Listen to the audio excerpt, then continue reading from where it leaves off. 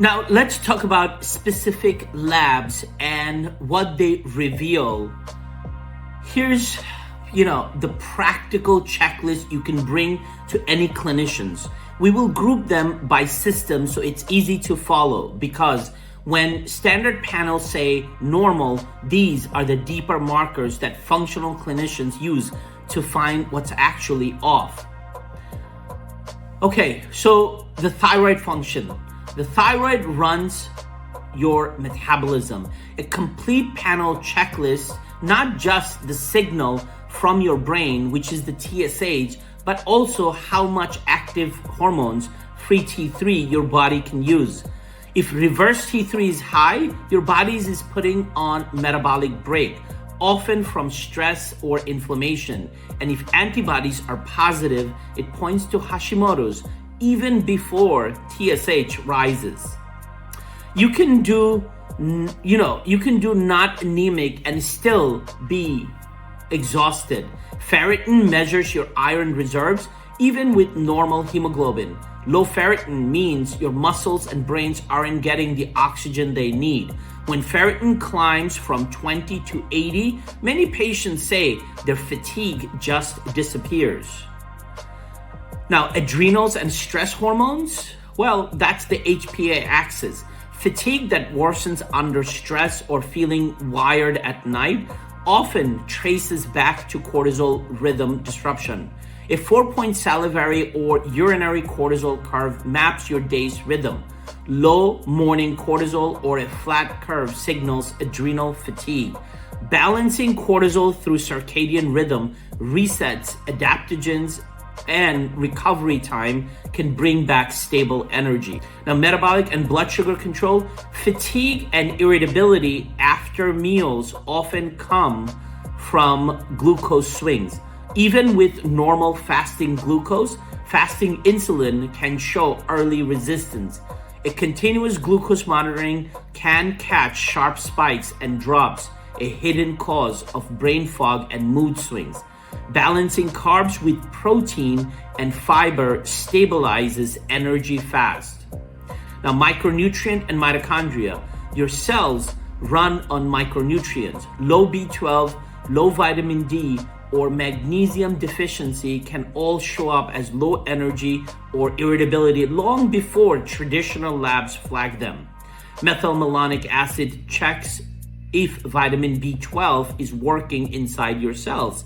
If CoQ10 or carnitine are low, your mitochondria can't make ATP efficiently.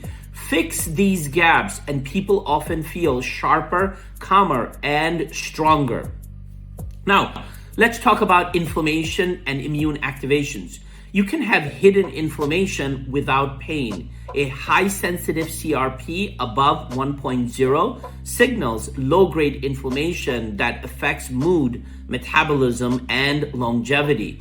If symptoms include joint stiffness or chronic fatigue, checking ANA can uncover early autoimmune activations. Sleep and gut immune axis. If you are snoring, waking up unrefreshed, or dealing with bloating and brain fog, deeper testing can help. A home sleep study can reveal mild apnea. And if gut symptoms or food-triggered fatigue occurs, a microbiome test can detect dysbiosis, the root of poor nutrient absorption and inflammation.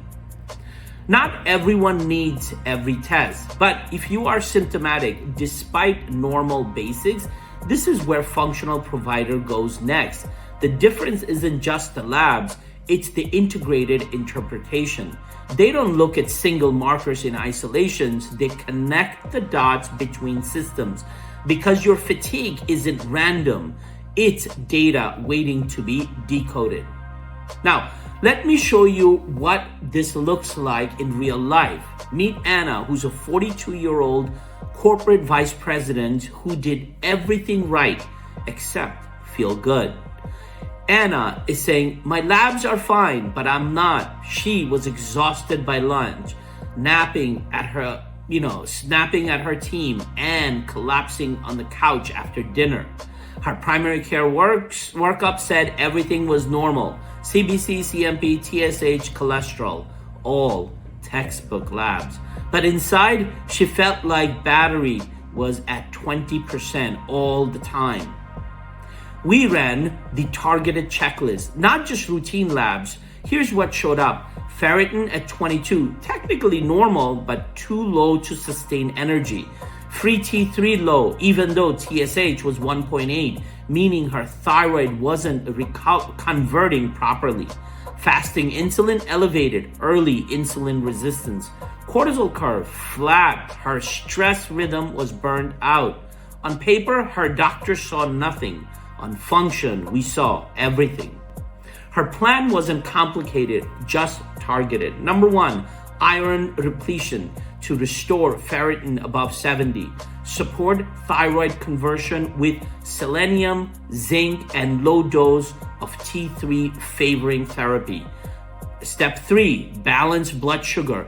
Protein first breakfast. Meal every 4 to 5 hours and short walk after lunch. Step 4, rebuild her cortisol rhythm. Morning sunlight, strict bedtime, and 5-minute stress micro breaks. We aren't chasing lab numbers. We were restoring balance. Within 4 weeks, her energy lifted about 30%. By week 8, she was finishing her workday strong and sleeping through the night. At 12 weeks, her labs improved. Ferritin up to 78, free T3 normalized, insulin stabilized. But more importantly, she felt like herself again. Her irritability faded, her confidence came back, and she described it perfectly. I finally feel like my brain and body are working together again. The key lessons from Anna's story: you can't optimize what you don't measure.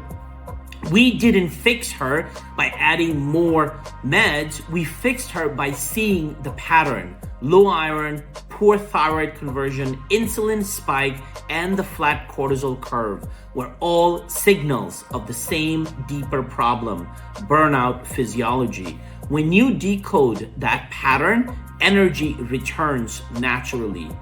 If you have been told everything normal, but you don't feel normal, you are not crazy. You are not alone. You just need the right lens to see what your body's trying to tell you. Optimization is possible, and Anna's story proves it. Thank you.